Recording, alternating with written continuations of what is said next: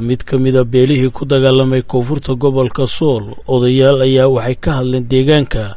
Aardhuma ee gobolka Sool kuwaasoo sheegay inay si weyn nabadda u xeerinayaan jecel yihiin in laga gaadho nabad waarta gobolka Sool gaar ahaan koonfurta gobolka Sool waxayna odayaashaasi ugu baaqeen cid kasta oo beeshooda ka tirsan inay nabadgelyada iyo walaaltinimada ilaaliyaan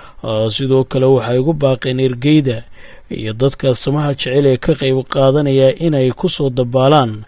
sidii xal looga gaari lahaa arrinta labada beelood looguna dhaqi lahaa shareecada islaamka labada beelood ee ku dagaalamay koonfurta gobolka Sool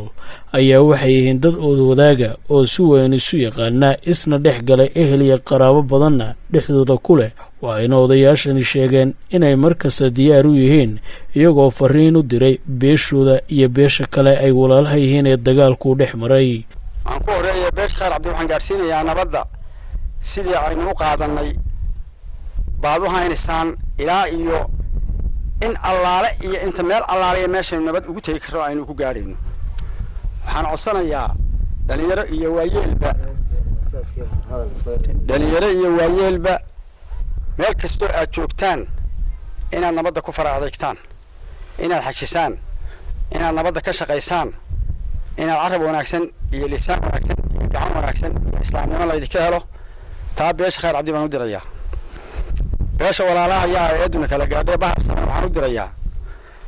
waxa la yiri baayadan baa kula dayday dad ka badan warnamayow wax nabad inoo dhaama iyo wax isu keen dhaama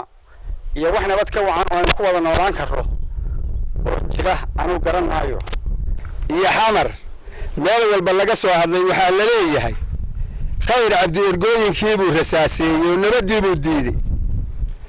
waxaan islaamka u sheegaynaa iyo caalimka inaan waxba ka jirin ninkan labada reer wax tarayno waxna yeelin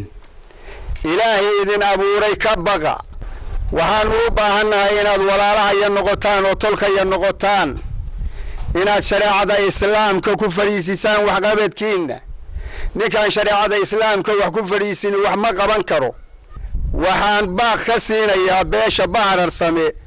ee wixii adduunka islaam yahay baanu nahay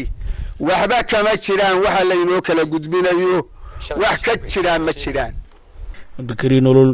Somali Channel magaalada Laascaanood